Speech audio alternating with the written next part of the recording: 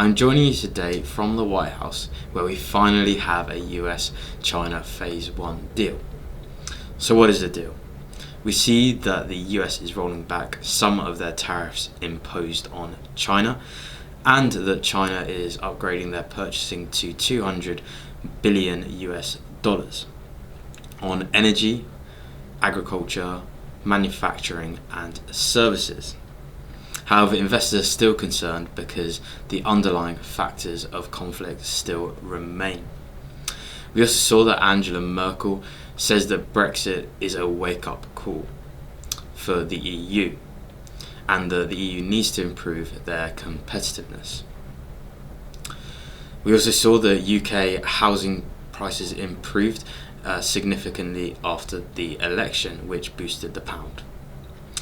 So let's move to the indices. We see that indices are now touching all-time highs or breaking through.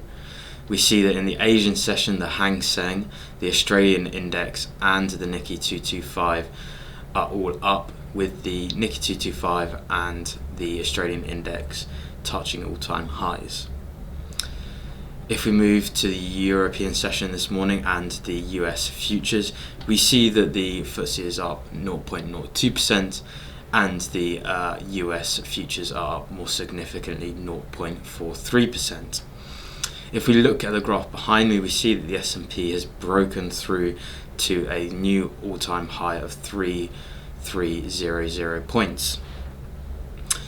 However, investors are concerned because the underlying factors between the US and China still remain in conflict, and as we look towards a Phase 2 deal.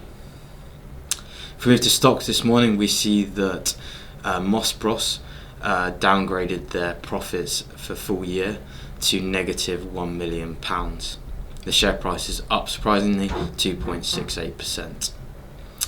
N Brown, the owner of Jacamo and other retail outlets, is down over 20% this morning after they downgraded their full year earnings estimations to 70 to 72 million pounds from 78 to 84 million pounds. If we move to the FX sphere, we see that the pound is rallying this morning. It is up 0.18%. This is on the back of strong UK house pricing, but worries are still remaining that the Bank of England may cut at the end of this month. If we move to the Euro USD, it is up 0.09% with a very low volatility in the Euro USD continuing. If we move to the USD Japan, we see that is up 0.11% with tensions easing and a Phase 1 deal signed. If we move to commodities, we see that gold is down 0.15% to 1,552 per ounce dollars, and this is on the back of a Phase 1 deal signed. Oil is up, making a small recovery, up 0.64% on WTI and up 0.7% on Brent crude.